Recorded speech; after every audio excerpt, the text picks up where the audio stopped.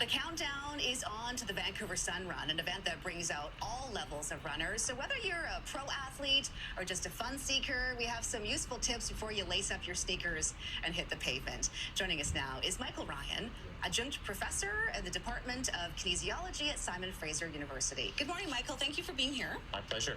Yes, running season is upon us, and a lot of people are already starting to train, maybe going to take in the Sun Run in a couple of weeks.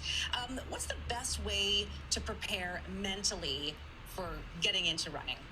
Yeah, so the Sun Run is such a great event because I think it is such an accessible event. I think that's why it's so popular within the Lower Mainland, and in fact, it's the largest 10K event in Canada. Wow. So it's really great. We're lucky in Vancouver to have access to this event. I'd say there's really 5 things that people should do when they're preparing for the run. There's a lot mentally to get your head into that space. How do you get your head into that space? Having your training at this point, so a lot of people will have already been doing a lot of training runs to this point. You want to actually do 10K, I think, as much as you can, whether you walk or running it, which is fine. You want to feel good about your body from an injury perspective. So if you're having any aches or pains, I would have someone take a look at that, whether it's a physio or a podorthist. That's really important. We know that's a big lead for injuries, so don't run injured if you can. Make sure you have a plan for your race day as well. I think that will set you up mentally. And what I mean by that is your nutrition plan is also really important. Make sure you have enough energy inside your body, and practice that. It's only 2 weeks out right now, but there's still time to get those runs in and to understand maybe you like gels, maybe you need solid foods, or maybe you don't need any food at all. But be sure that you're comfortable with that, practicing ready for the race day. No matter what run you might be participating in, what are some of the things that we should be doing if we've never really done a run before? I mean, you said the training should already have begun. Like, how do we get started with that? So we're 2 weeks out from the run, so I would take it easy. The Sun Run has lots of options in terms of their race distances, but don't be afraid to walk.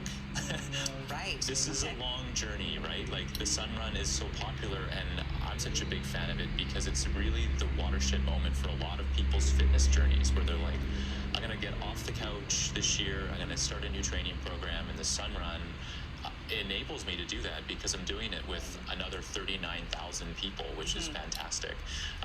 So don't be afraid to walk, enjoy the event, enjoy the adrenaline, but have a plan for where you're going from here, because hopefully it doesn't end at the end of the Sun Run. We want to keep people going, keep people active. Maybe start with the 5K if you're really concerned about it, because that's an option as well. There's even a walk. There's even a walk. Yeah. Okay, sounds like a good pace to go. It's something for everybody. Perfect. What about the right running gear? Because how you dress, that's not really that important for the race, but the right pair of shoes are really important. They sure are, yeah. In fact, you can essentially buy your way into a faster time. You've heard that expression with golf clubs, you can buy your way into a lower handicap. Well, now with footwear, you can do the same thing. For those runners that are more performance-minded, there are a number of different shoes now that just lacing on the shoe will make you materially faster, maybe 5-10% more economical with your stride, just because of the energy efficiency in the shoes, which is not a lot of people appreciate that, but it's definitely a factor. Okay, so 2 weeks out from the race, as you mentioned, what should we be fueling our bodies with at this point if we are thinking about participating, or does that come a little bit closer to the race itself? Keep a strong nutrition plan. Keep mind what you eat in terms of good fiber. There is a lot of talk about having a lot of carbohydrates typically in. Everyone talks about carbon up before the big race. Yeah. I'm not such a fan of that. I don't think you need to overload in carbohydrates. Have a good, sensible diet, and again, practice your nutrition now. Keep your training programs. Understand how your body works. How long you need to wait before you eat, and then you run.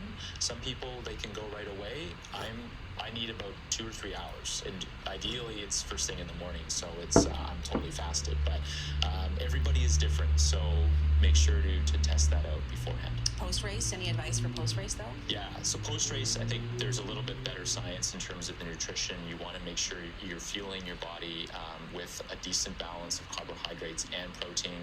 Don't overdo it, but also listen to how your body's responding to certain nutrients, and make sure to hydrate. Michael Ryan, thank you so much for joining us this morning. Good tips this morning. My pleasure. Appreciate your time.